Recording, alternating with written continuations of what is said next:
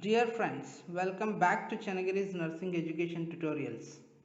Friends, it is my hobby to learn new things and engage myself in educare activities and trying my level best to do something for my profession. In this regard, I have recently started my own YouTube channel that you all know. I am thankful to you all for subscribing my channel and extending your support to improve the channel. So friends, here I am requesting you to forward the videos to your friends and tell them to subscribe the channel if they have not yet done it. And also request you to write the comment on the videos which will help to improve my lecture. So friends, let us begin with today's session, that is Research Approach and Designs Part 2. In part 1, we have learned about research approach and types of research designs. We already learned that there are three main types of research designs. Those are experimental research design, non-experimental research design, and other additional research designs. First, we will discuss regarding experimental research design. As I have discussed in part 1 regarding criteria of experimental design, based on that, experimental research designs are further classified into true experimental, quasi-experimental and pre-experimental designs. First, we will discuss regarding true experimental design. The research design is said to be true experimental when it satisfies all the three criteria of experimental research design. That is, it must have randomization, control and manipulation. The true experimental designs are further classified into post-test only control group design, pre-test post-test control group design, Solomon 4 group design, randomized block design, factorial design and crossover design. Let us discuss what is post-test only control group design. As name itself suggests, the investigator collects the data after implementing his experiment on the subjects. Means here the investigator will not make any attempt to know the previous knowledge of the subject regarding what he wanted to do experiment or test. For better understanding, let us see the schematic representation of this design. That is as follows. After seeing this schematic diagram, you might have understood about the post-test only control group design. In this design, the investigator randomly assigns the samples into experimental group and control group. After assigning the samples into the groups, the investigator tests his instrument only on the experimental group. After testing, he collects the data from both experimental and control group in the form of post-test. Further, he compares the results between the experimental and control group. If the experimental group scores higher than the control group, then it is understood that the instrument used by the investigator had succeeded in improving the knowledge or state of the samples, and meanwhile the investigator also controlled the extraneous variables. Yes friends, this is about post-test only control group design. I hope you all have understood clearly about post-test only control group design. Next we will ahead with another experimental design, that is pre-test post-test control group design. In this type of research design, the investigator collects the data before and after his experiment. For better understanding, let us see the schematic diagram of this type.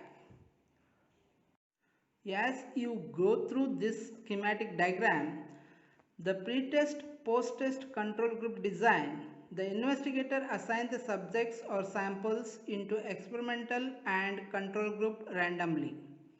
Then he collects the data before experimentation in the both groups called as pretest and compare the results of pretest between both the groups.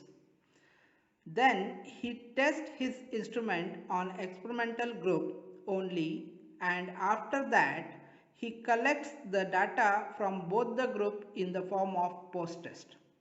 After collecting post-test data, he starts comparing the results of pre-test and post-test within the group and post-test results between the group. Means, first he compares the results between pre-test and post-test in experimental group. If post-test scores are higher than the pre-test, then it is understood that the instrument has made some change in the experimental group. Meanwhile, he compares the results in the control group also. If post-test results of control group are higher than the pre-test results of control group, then it is understood that the extraneous variables have acted on the group to bring some changes. Finally, the investigator compares the post-test results between experimental and control group. If post-test results of experimental group is higher than the control group, then it is understood that the investigator had effectively controlled the extraneous variables and his instrument is capable to make changes in the subjects or samples. Yes friends, this is about pre-test post-test control group design. Next we will move ahead and discuss one more experimental design, that is Solomon four-group design.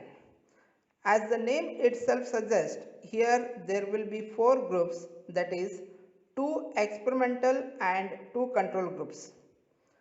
And here we can just say that it is a mixture of post-test only control group design and pre-test post-test control group design.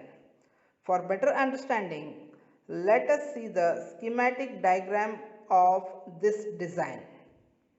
Yes friends, this is the schematic diagram of Solomon four-group experimental research design, and this is one of the best comprehensive design of all other experimental research design. In this design, investigator attempt all the steps of both post-test only control group design and pre-test post-test control group design. Apart from that, he tried to attempt to control the effect of pre-test on the samples. For example, if you are going to ask a question to your colleague and he does not know the answer of it, then he recommends some time from you. Whatever the time he will get from you, then he go and search for the answer of that question asked by you. This process will affect the result of the study in pre-test post-test control group design. Hence, if the investigator compares both the control group results, then he can able to control the effect of pre-test in his study. By this, he controlled 99.9% of extraneous variable by adopting this study design. This is about Solomon four-group design. Next, we will see about randomized block design. The randomized block design usually used in interventional studies.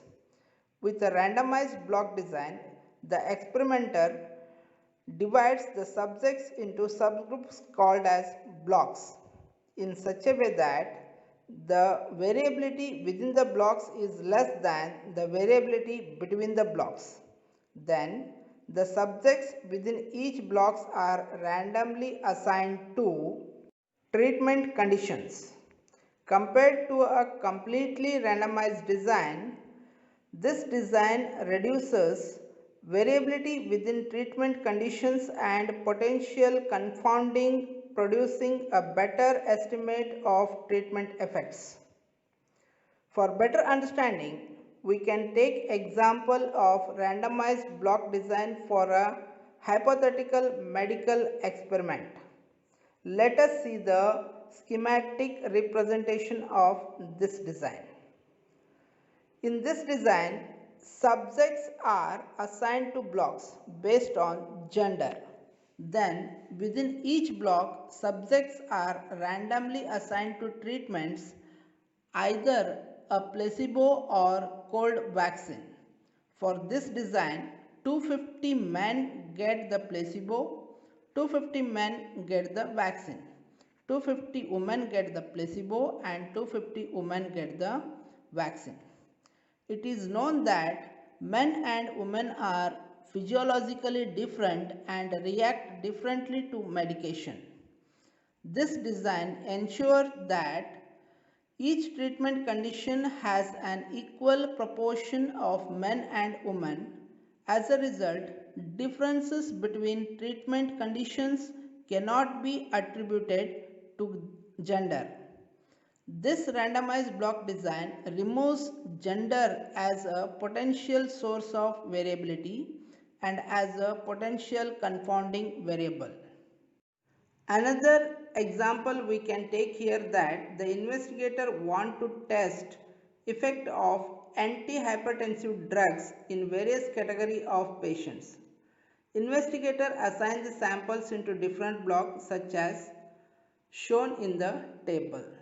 It has already clear that variability within the group less than variability between the groups.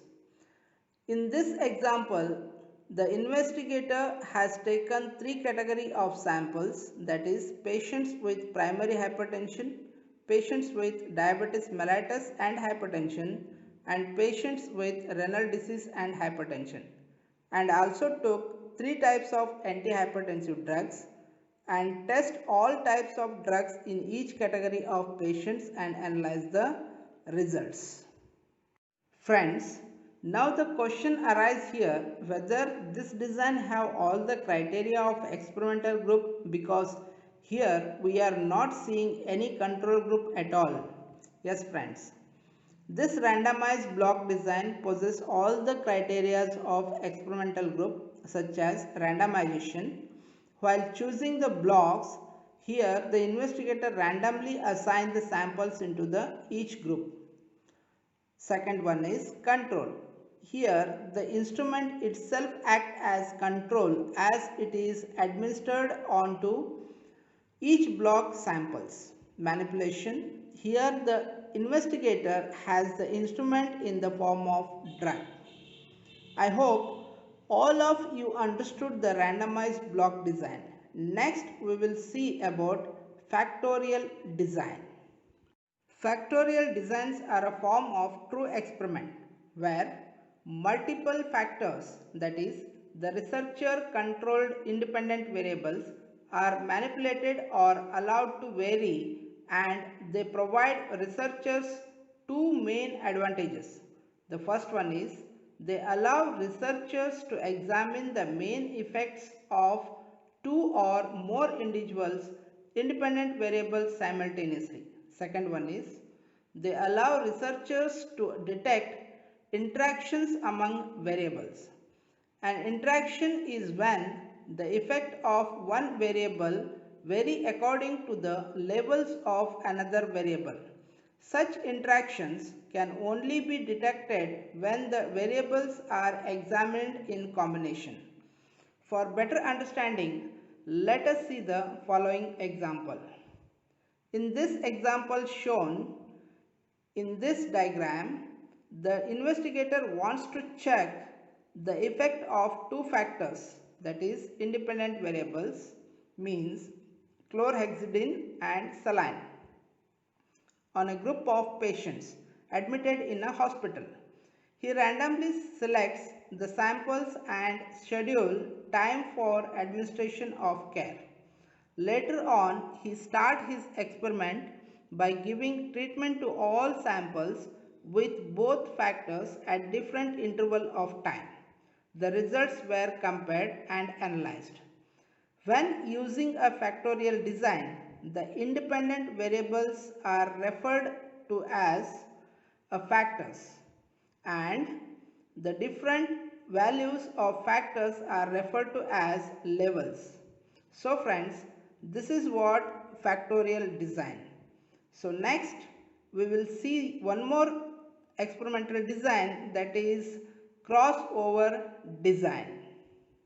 A crossover design is a repeated measurements design such that each experimental unit, that is patient, receives different treatments during the different time periods. That is, the patient crossover from one treatment to another during the course of the trial. The reason to consider a crossover design when planning a clinical trial is that it could yield a more efficient comparison of treatments than a parallel design. That is, fewer patients might be required in the crossover design in order to attain the same level of statistical power or precision as a parallel design.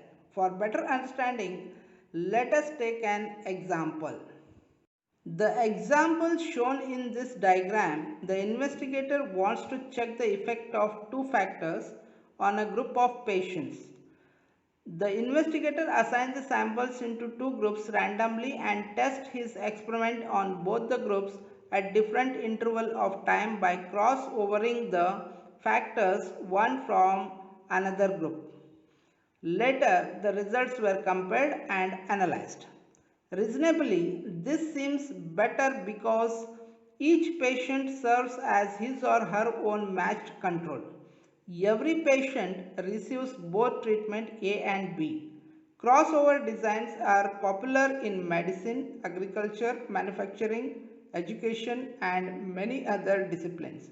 A comparison is made of the subject's response on A versus B. So friends, I hope you all have understood the experimental research design. Next we will see about the quasi-experimental design. Friends, we already know the characteristics of experimental design, and according to that, experimental designs are classified into true experimental, quasi-experimental and pre-experimental designs. First one already we have discussed, and second one is quasi-experimental design. Let us discuss about characteristics of quasi-experimental design. The experimental design is said to be quasi-experimental when it lacks either one criteria of experimental design. That is, it may be control or randomization. Next, we'll see about classification of quasi-experimental design. There are two types of quasi-experimental design. Number one, non-randomized control group design. Number two, time series design. First, we'll discuss regarding non-randomized control group design.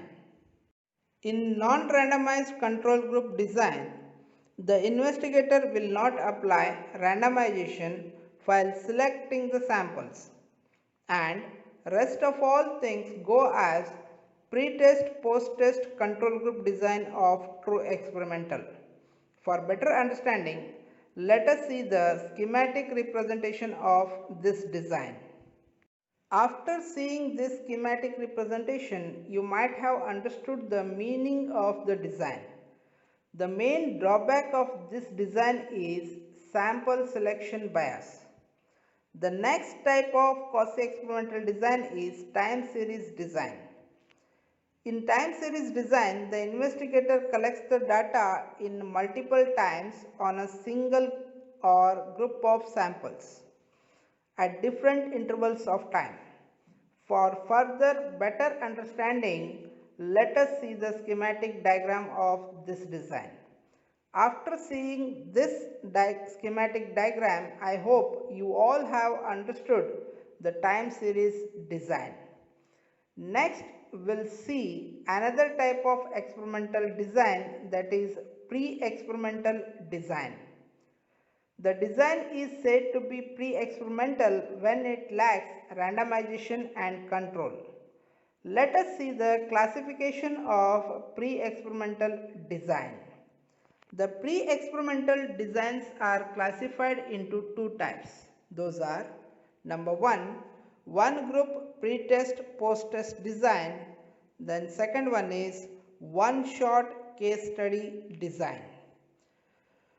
First, we will discuss regarding one group pre-test post-test design. In this type of research design, the investigator selects one group and collects the data before and after the experiment. Later on, he compares the results between the pre-test and post-test scores. The second one is one-shot case study design. In this type of design, the investigator first tests his instrument on the samples and collects the post-test data. So friends, this is about pre-experimental designs and types of experimental design. In next session, we will learn about non-experimental designs. Till that time, take care and thank you for paying your attention in listening my lecture. Thank you.